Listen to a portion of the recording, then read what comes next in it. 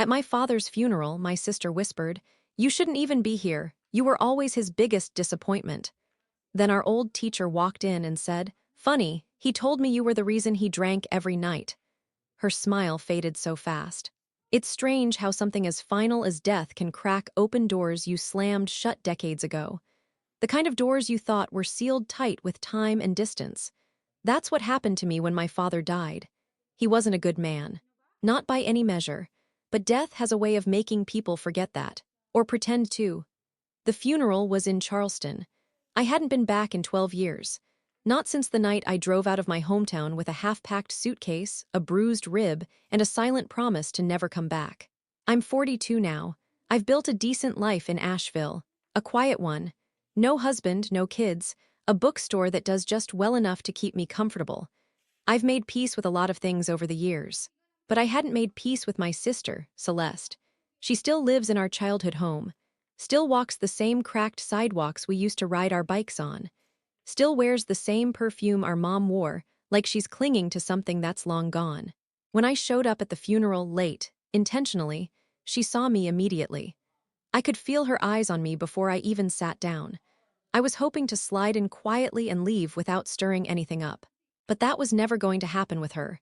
She walked over, leaned down so close I could smell the peppermint on her breath, and whispered, "You shouldn't even be here, you were always his biggest disappointment." I didn't say anything. I just stared ahead at the casket like it wasn't holding the body of a man I had once feared more than anything. My heart was thudding, but I kept still. That was something I had learned to do very well, be still. Then something happened that neither of us expected. The doors at the back of the church creaked open, and in walked Mr. Radford. He was our high school English teacher. Older now, thinner, but still sharp-eyed and upright. He was one of the few adults back then who ever looked us in the eye and actually seemed to see us. He looked straight at Celeste and said loudly enough for several people to hear, "Funny, he told me you were the reason he drank every night." Celeste froze. I watched her smile disappear, slow and silent, like someone draining a glass. That moment is burned into my memory. Not because it made me feel vindicated, but because it confirmed something I had always suspected. Celeste's perfect image was a carefully painted mask, and someone finally chipped it. After the service, we all gathered at the family house for the wake. It was surreal walking back into the place I'd spent most of my life trying to forget. The same worn-down brick, the overgrown lawn, the rusted gate that had always groaned like it was in pain. I half expected to see my mother's ghost at the kitchen table, stirring tea she'd never drink. The house hadn't changed. Not the photos on the walls, not the mismatched dining chairs, not even the dent in the hallway where my father once slammed a lamp into the plaster.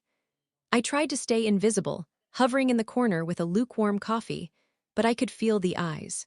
Relatives, old neighbors, people who only remembered me as the one who left. Mr. Radford approached me again. He had a worn leather satchel slung over his shoulder, the kind professors used to carry. "He gave me this before things got worse," he said, pulling out a small journal. "Said to hold on to it, told me one day you'd come back and I'd know it was time." I took it without saying anything. The leather was cracked and smelled like old paper and dust. I recognized the handwriting immediately. My father's script. Neat, almost formal, with the occasional slant when his emotions bled through. That night I went upstairs to the room that used to be mine. I sat on the same twin bed with the creaky frame and flipped through the pages. He had written letters. To me, not just one. Dozens. Some were angry. Others are almost tender. Most were tangled knots of guilt, denial, and regret. He wrote about the night I left, about my mother, about Celeste, and about how he had failed all of us. I was still reading when Celeste knocked. "We need to talk," she said, her voice too calm. She didn't wait for me to say anything. Just pushed the door open and stood there, arms crossed, eyes flicking to the journal in my lap. "So he gave it to you," she said. "I figured he would." I looked up at her and said, quietly, "He apologized. In here, he admitted what he did, said he didn't know how to make it right." She scoffed, but it wasn't a strong sound. It was hollow. "That was his favorite game," she said, sounding sorry when it suited him. "You think you were the only one he hurt." I was quiet for a moment, then asked, "Why did you stay?" She was silent for a long time before she answered. "Because someone had to. Because after Mom died, he needed someone to yell at." and I was already used to it. That hit me like a slow-moving punch. I thought he loved you, I said. He always seemed to. No, she cut in. He compared me to you, constantly, told me I'd never be as strong. That Mom loved you more, that I was the reason she gave up. The room felt heavier with every word she said. She sat on the edge of the bed, her hands clenched. I hated you for leaving, she admitted. Because you could, and I couldn't. And I hated that you didn't take me with you. I closed the journal and looked at her. For the first time in maybe 20 years, I saw her not as the golden child, but as someone just as broken as I was, just in different ways. I didn't know, I whispered. You didn't ask, she replied, and that was the truth. We sat there for a long time in that childhood bedroom that had been a witness to too much. We didn't hug.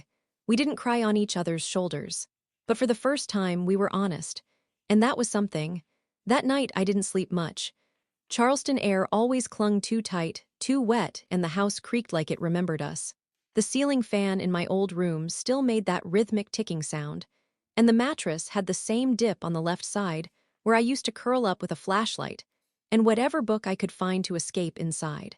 I kept the journal close, resting it on the nightstand like it might crawl away if I looked away for too long. It had stirred something I wasn't ready for, not forgiveness, but the seed of something smaller, quieter. Curiosity, maybe. Or exhaustion. It takes a lot of energy to keep hating someone who's already dead. The next morning was unusually quiet. For a house that once rang with chaos, raised voices, slamming doors, heavy footsteps stomping upstairs, it felt unnervingly still. I padded downstairs barefoot, half expecting the stairs to groan beneath me like they always used to. They did.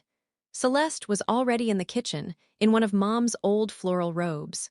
She was stirring sugar into her coffee like she was trying to dissolve the last 20 years. She didn't look at me when I walked in, just slid a mug across the counter. I made too much, she said. It was the closest thing to an olive branch we'd ever exchanged. We didn't talk much over coffee, just sat in the half-lit kitchen while the world slowly brightened outside.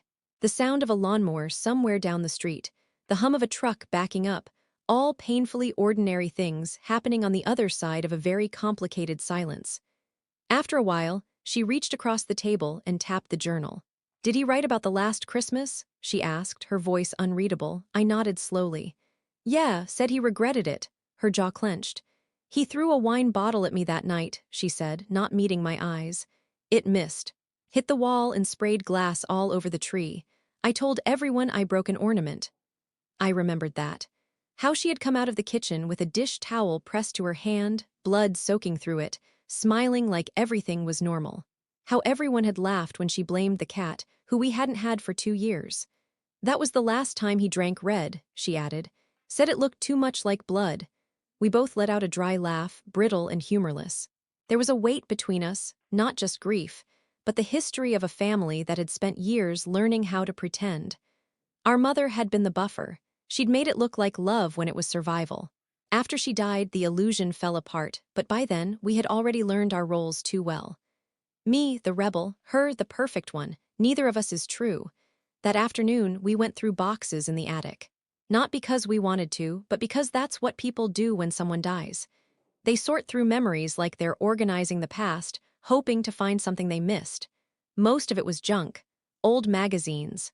Clothes that still smelled like mothballs. A box of VHS tapes labeled in Dad's blocky handwriting. Then we found the photos. They were in a battered cookie tin, shoved behind some yellowed curtains. Dozens of Polaroids and faded prints. Birthday parties, beach trips, Christmas mornings, and in all of them we looked happy. Or at least we were smiling. But the eyes tell a different story, especially for kids. You can see the tension behind the toothy grins, the way we leaned away from him slightly. The way our mother always looked just a little too tired. Celeste pulled out a picture of the two of us on the swings at Folly Beach. I was maybe 8, she was 6, our legs kicked out in opposite directions. Behind us, Dad was standing with his arms crossed, sunglasses hiding his eyes. I remember this day, she said. You got in trouble for throwing sand at another kid. I laughed. He made fun of my gap teeth. I told him he looked like a boiled hot dog. Celeste smiled faintly. You always fought back, I never did. I looked over at her. She wasn't trying to be nostalgic. She was grieving something deeper than our father. She was grieving a version of herself that never had the chance to exist. "You shouldn't have had to," I said quietly. She didn't answer. Just tucked the photo back into the tin. Later, we sat on the front porch. The same porch where he used to smoke after dinner and flick his ashes into Mom's gardenias. We watched the sun drop low behind the trees, casting long orange shadows across the lawn. "I used to sit out here and hope he wouldn't come home," I said. "When he was late, it meant he might be sober." Celeste nodded. "When he was early, it meant he was already drunk." The silence that followed wasn't uncomfortable, just full. Then she said something I didn't expect. "Do you think Mom knew what he was?" I didn't answer right away. I thought about her quiet signs, the way she always made excuses, her tired hands always busy with something, a dish, a shirt, a towel, anything to keep moving. "I think she knew," I said eventually. "But I think she loved him anyway, or maybe she loved the version of him from before." Celeste looked down at her hands. "I don't even remember the before." Neither did I, really. But the stories people tell themselves, and each other, are sometimes enough to carry a whole family across decades, until someone stops pretending. And we had stopped. That night, as we packed up the last of the boxes, she handed me another one. It was smaller, lighter. Inside were old letters. Birthday cards I'd never received. Notes from my mother. Some written to me, others to him. "I found these in her closet after she died," Celeste said. "I was going to send them to you, but you didn't," I finished for her. She nodded. We didn't talk much after that. We were both too tired, not from the day, but from the years. Before I went to bed, I sat in the old armchair by the window and opened one of the letters. "Harper," it read, "I hope you know that none of this is your fault. The world was never fair to you, but don't let it make you hard. You were always my storm, and storms carve mountains." I didn't cry. I just sat there, holding the paper to my chest like it might hold me back. And for the first time in a long, long time, I didn't feel alone in that house. The next few days passed in a kind of haze. That in-between space after a funeral where no one's quite sure what to do, but you keep moving anyway. There was still the legal stuff to deal with, the will, the house, the bank accounts. Dad wasn't rich, but he had some things. A pension, some savings. Enough to argue about if we wanted to, but neither of us did. "I don't care about the money," Celeste said on the second day, her voice flat. "Whatever he left, it's yours if you want it." I told her I didn't. That truthfully, just being here was more than I could handle. Walking through the rooms was like peeling back scabs I hadn't realized were still healing. Every door, every drawer, every smell, they all brought back fragments I'd spent years trying to bury. One afternoon, I found myself in the garage. I hadn't meant to go in, but the door was cracked open, and something about it felt like an invitation. The air was hot and metallic, thick with the smell of motor oil and rust. His tools were still hung in the same spots, carefully outlined in markers on the pegboard. The outlines were faded, but the memory of him yelling when one went missing was sharp. I ran my fingers over the dusty workbench. There were cigarette burns in the wood, dried glue, a cracked mug that said "One Dad," probably from some elementary school Christmas fair. I picked it up and turned it in my hands. It was heavier than I expected. Inside was a folded piece of paper, yellowed with time. I opened it. Just a few lines. My father's handwriting again. "If I die and they read this, tell Harper I was wrong. About all of it, especially about her leaving." I stood there for a long time, the paper trembling in my hand. That was it. No signature, no date, just that. It was probably written after one of his benders, or maybe in a moment of rare clarity. Either way, it was too late. But it mattered. That evening, I sat with Celeste in the backyard, where we'd scattered his ashes under the big live oak. She brought out 2 glasses of wine, even though we both rarely drank. She raised hers and said, "To the old man." I looked at her unsure. She shrugged. "I don't mean it like that, not a toast, just acknowledgement."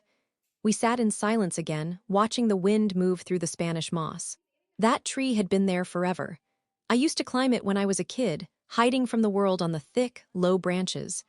I'd read books up there and pretend I was someone else. Somewhere else. "Do you ever wonder what we'd be like if we'd had different parents?" I asked. Celeste didn't answer right away. "Sometimes," she said eventually, "but I don't think I'd like that version of me. I mean, who would I be without the damage? Just someone pretending it didn't happen." "I think about that all the time," I said. "Who I might have been, What kind of life I could have had if I wasn't always surviving. Yeah. But surviving made you smart, she said. Made you brave. I'm not brave. You left, I didn't. She said it without bitterness, like it was just a fact, and in that moment I realized something. We both hated each other for surviving in different ways. I hated her for staying. She hated me for leaving. But both of us did what we thought we had to do, and neither of us had it easy. There's no clean division of trauma in a house like the one we grew up in. Pain doesn't split evenly. It seeps in quietly, shapes you, settles into your bones, and even when you leave, it follows. We talked more that night than we had in 20 years. About Mom. About the nights Dad wouldn't come home. About the nights he would. About how he cried after Mom's funeral, not because he missed her, but because he didn't know how to function without someone keeping him together. Celeste told me that in his final year he started going to church again, that he volunteered, tried to stay sober, that he had bad days but some good ones too. I think he was scared, she said. Of dying, of being alone.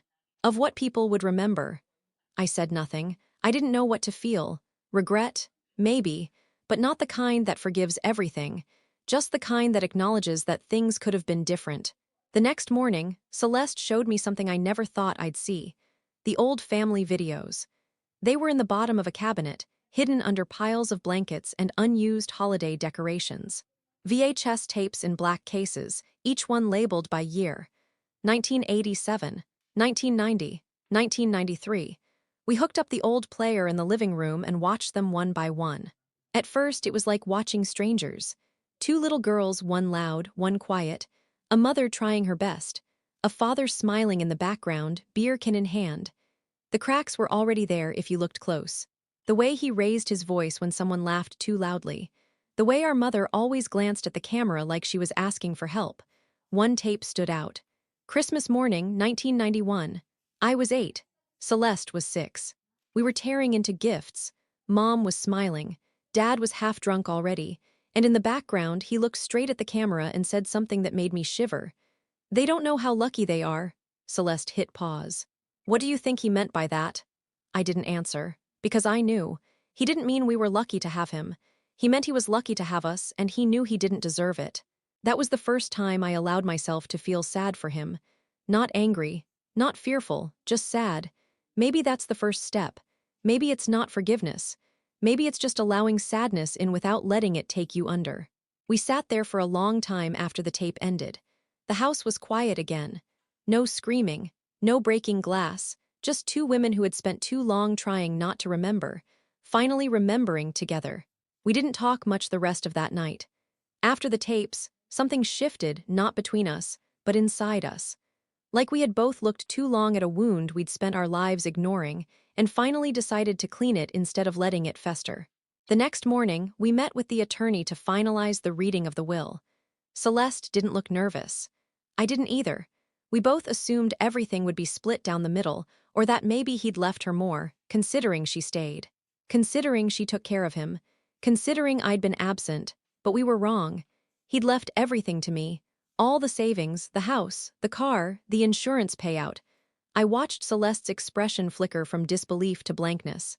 She didn't say anything right away, just stared at the paperwork. The lawyer kept talking, explaining clauses and account balances, but it all blurred into a hum behind the weight of that revelation. Afterwards, in the parking lot, she finally looked at me. Well, she said, here's the final punchline. I didn't ask for this, I replied, honestly. I didn't expect it, she nodded. Neither did I, we got into separate cars. She drove off. I didn't go back to the house right away, I just sat there in the driver's seat, holding the envelope with the documents. I didn't feel victorious. I felt confused, hurt. Like he'd handed me a sword long after the battle was over. For a week, I stayed in that house, thinking about what to do. Every room was heavy with memory, good and bad. I sorted through old files, bank statements, and photographs. Found hospital bills I didn't know about, credit cards. Then I found letters, new ones addressed to Celeste.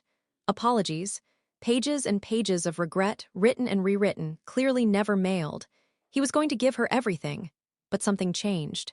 And I realized what it was when I opened one particular envelope labeled to be opened upon my death. Inside was a letter, not to me, not to Celeste, but to Mr. Radford. I don't know what's left of me that's worth anything, he wrote.